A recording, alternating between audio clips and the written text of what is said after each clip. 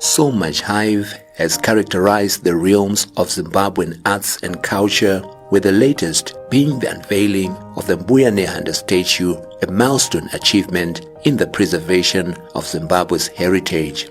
Arts stand as a kingpiece on the cultural chessboard, as they are the major conveyor belt of cultural production. Arts and culture are inseparable sides of the same coin of national pride and identity.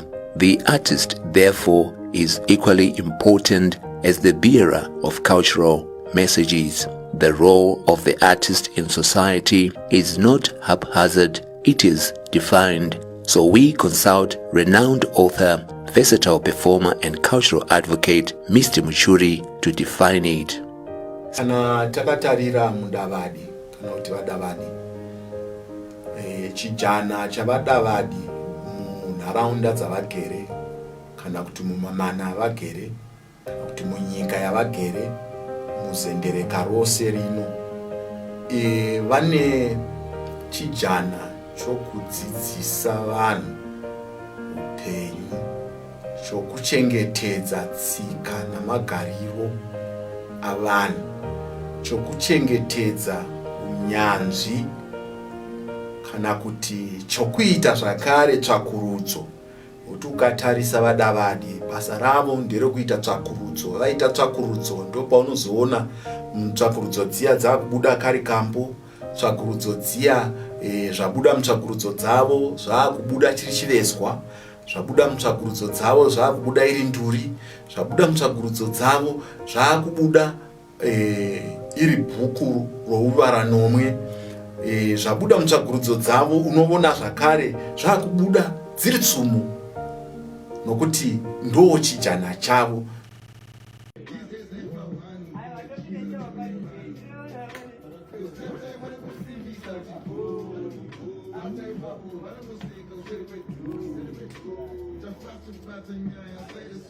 Dancing alone, it has a big impact in the African continent and in our cultural dances.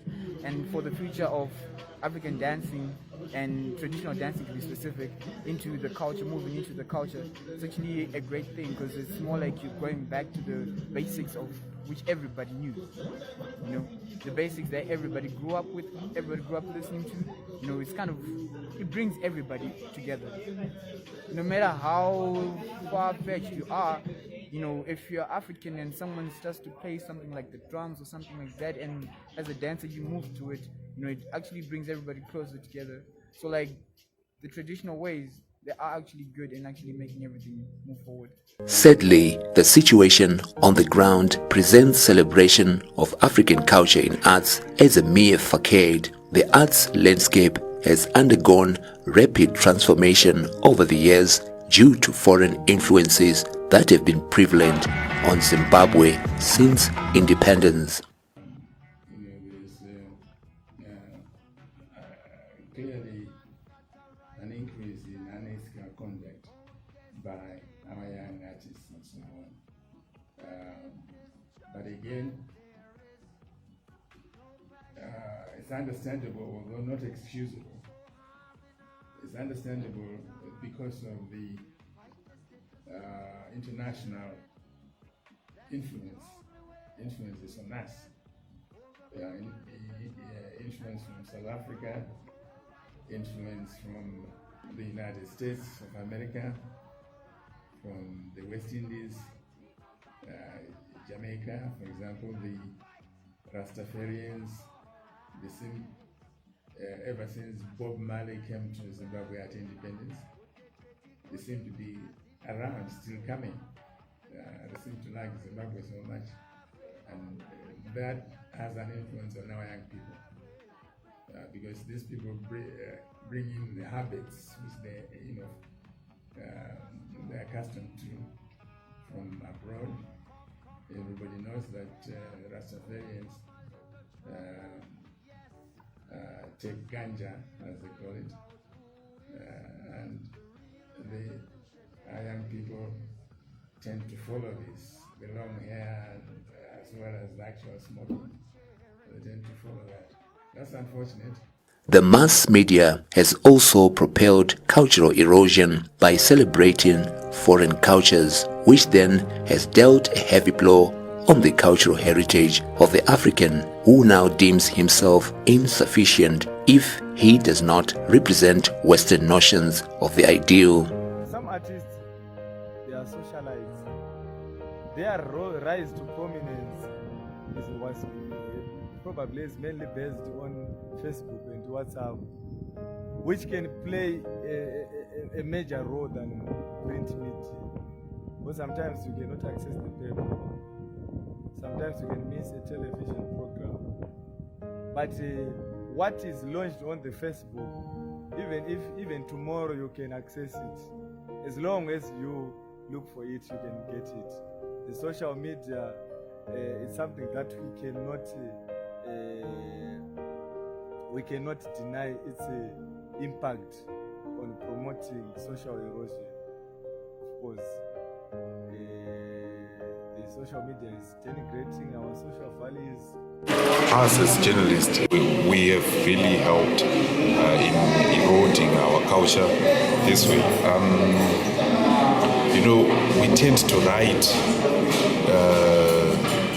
thinking that anything that is close to the Western culture, a video where someone looks like Drake or whoever, all those Western characters, anything that is close to that, it's brilliant, and we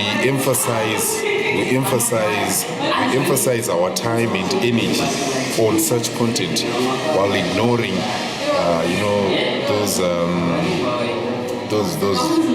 those traditional videos or songs. Even if you look at it in a newspaper setup, you would find out that the focus will be on contemporary musicians more than the traditional ones. But it is not all the blame on media. The quest for money has also fueled culture erosion in the arts industry. In the case that I have a song that I have written and I would like to produce with you, but this song doesn't really speak to the values of African society or the values that would benefit society, do you throw me out? No, I don't throw you out. Obviously, we need cash and producers. We need money. So my name will only be tarnished if I produce the track and put my text and market it. I'll produce the track for you, but I'll make sure I don't put anything that takes my name there, because I can't refuse money. I can't pay them. Traditional values have been traded for the penny. The damage is evident for all to see. Inferiority complex, self-hate, not to mention identity crisis. But why are the artists not celebrating our beautiful culture? All the trends point to foreign products, so one is left to ask, does our culture have space in hip-hop and R&B? Our culture has space in anything, but our inspiration comes from different places with different cultures. So yeah, let's say I'm getting inspired by Young Thug, and then you want to talk about Zimbabwean culture. Yo, dude, you're lying to yourself. You feel me? So basically, our culture is kind of dying because, let's say, the people who are supposed to be inspiring the people, artists in Zimbabwe, are not doing that. Like the celebs and shit, other people, I don't know, they are not doing that at all. Only people who are inspiring upcoming artists, and then artists who are starting, people who are out there. So who like copy their culture.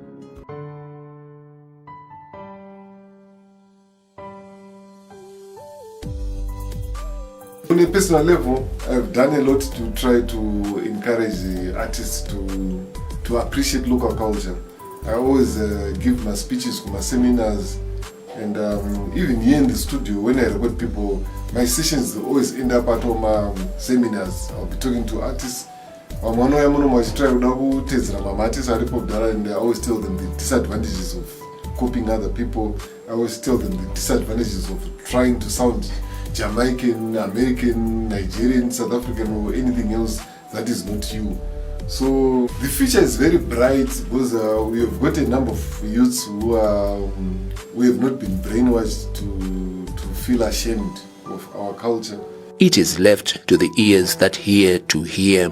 Our culture is our jewel. We should cherish it. The future hangs in the balance for the arts. Productions undertaken henceforth will determine detriment or upliftment of our culture.